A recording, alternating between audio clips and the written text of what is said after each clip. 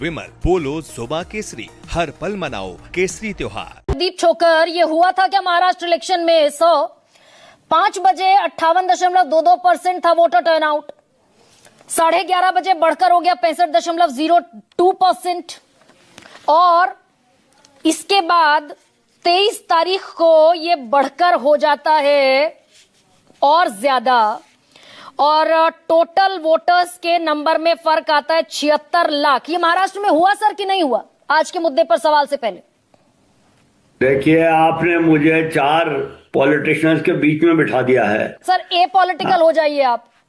हाँ, तो इसीलिए मैं कह रहा हूं कि मैं जो कहूंगा उसका किसी पॉलिटिकल पार्टी से कोई ताल्लुक नहीं है, लेकिन मैं ये आपको बता सकता हूं 2 बातें। एक तो फॉर्म 17C हम लोग 2019 के इलेक्शन से मांग रहे हैं और सुप्रीम कोर्ट में हैं। उस केस का फैसला अभी तक नहीं हुआ है। हमने ये कहा है कि आप राजनीतिक दलों के प्रतिनिधियों को फॉर्म 17C देते हैं, उसमें हमें कोई फायदा नहीं है। हम जनता के लोग हैं, हमें भी मिलना चाहिए। और दूसरी बात, एक साइड इशू है, उससे मैं ज्यादा समय नहीं बिताना चाहूंगा कि हर राजनीतिक दल का तो पोलिंग एजेंट होता भी नहीं है। मैंने जितने इलेक्शन में वोट दिया है दिल्ली में, सिर्फ 2 पार्टियों के पोलिंग एजेंट होते हैं, तीसरी का कोई नहीं होता। तो किस किस को दिया जाता है और किस किस को नहीं दिया जाता ये मैं नहीं जानता, लेकिन ये कानून में लिखा हुआ है कि पॉलिटिकल पार्टियों के एजेंट को ये दिया जाएगा। जनता को देने के लिए चुनाव आयोग अभी तैयार नहीं है, सुप्रीम कोर्ट में मामला है। दूसरी बात, अभी कहा गया कि अगर वो 17C 6:30 बजे हो गया सील और साइन, तो आंकड़ा कैसे बदल सकता है? लोकसभा चुनाव के पहले फेज में वो आंकड़ा 11 दिन बाद बदला था, वो मैं आपको बता सकता हूं। तो 17C का आंकड़ा उसमें लिखा हुआ है, बदला है कि नहीं बदला है मैं नहीं जानता, क्योंकि मेरे पास फॉर्म 17C नहीं है। लेकिन सुप्रीम कोर्ट ने इलेक्शन कमीशन ने ये अनाउंस किया था 11 दिन बाद कि वो वोट की परसेंटेज बढ़ी है। हाँ। और जब इलेक्शन कमीशन से पूछा गया कि परसेंटेज तो बढ़ी है, आप ये बताइए वोट कितने डले, वो टोटल नंबर भी इलेक्शन कमीशन नहीं बता रहा है। तो मेरा सिर्फ ये कहना है कि जब इलेक्शन कमीशन एक तरफ कहता है कि हमारा प्रिंसिपल है डिस्क्लोजर डिस्क्लोजर डिस्क्लोजर,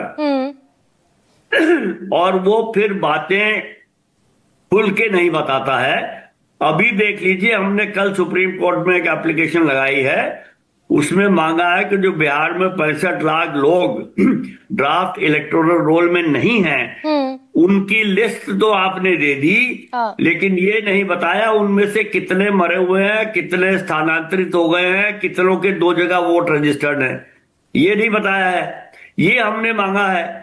वो देने से भी कल में बहुत छोटी सी बहस हुई थी, लेकिन उसमें भी चुनाव आयोग के वकील साहब ये कह रहे थे कि इसकी अभी क्या, जितनी जल्दी हम बाद में दे देंगे।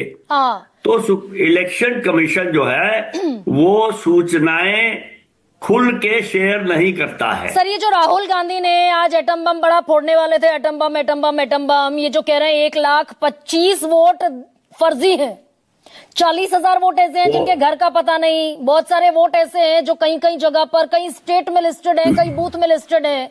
इसमें सर आपके मुताबिक कितना भ्रम है और कितना सच है?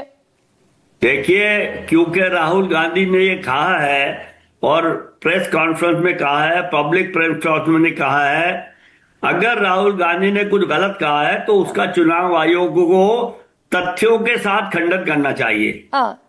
चुनाव आयोग ने उनको कहा है कि ये एक कर्नाटका के चीफ इलेक्टोरल ऑफिसर साहब जो हैं, उन्होंने एक उनको चिट्ठी लिखी है और उसके साथ एक अटैचमेंट है। वो अटैचमेंट एक ओथ का ड्राफ्ट है कि आप इसको साइन करके भेजिए। अब ये इलेक्शन कमीशन और राहुल गांधी के बीच की बात है, उसके बारे में मैं कुछ नहीं कहूंगा। लेकिन मैं ये समझता हूं कि अगर किसी ने कहा है कि ये गलती है, तो एक कॉन्स्टिट्यूशनल अथॉरिटी की मेरे ख्याल में ये फर्ज होना चाहिए कि वो उस गलती को जांच करें कि ये गलती सही में है कि नहीं है। मतलब ये ओनर सर चुनाव आयोग पर है ना इस देश में, अमेरिका तो है नहीं ये ये ओनस तो भारत जैसे लोकतंत्र में ओनस चुनाव आयोग पर है।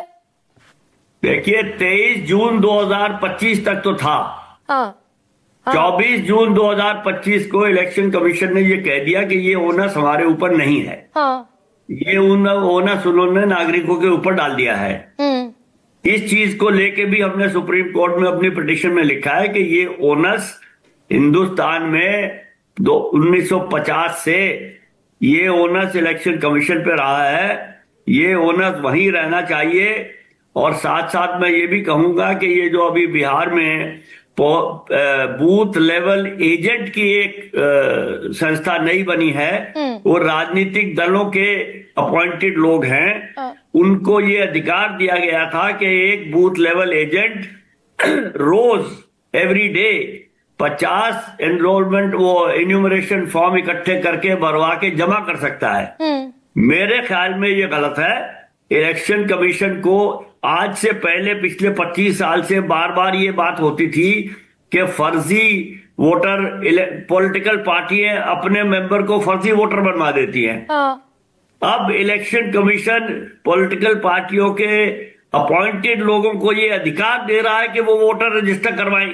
सर ये थोड़ा सा, एक सेकंड, इसको थोड़ा सा विराम देते हैं। अगर इलेक्शन कमीशन की मंशा इतनी साफ है और महाराष्ट्र में शाम के 5 बजे से लेकर काउंटिंग के दिन तक बढ़ गए 76 लाख वोटर, तो ये 76 लाख वोटर कैसे बढ़ गए? चुनाव आयोग सीसीटीवी फुटेज क्यों नहीं दे देता?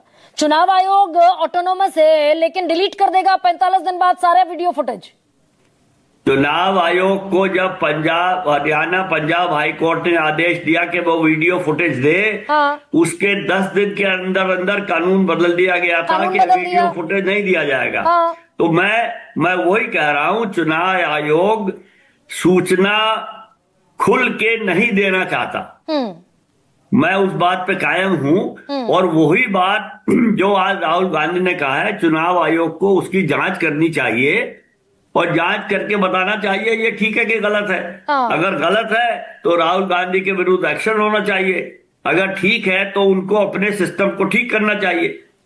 ये ओनस चुनाव आयोग पर है। अब चरण सिंह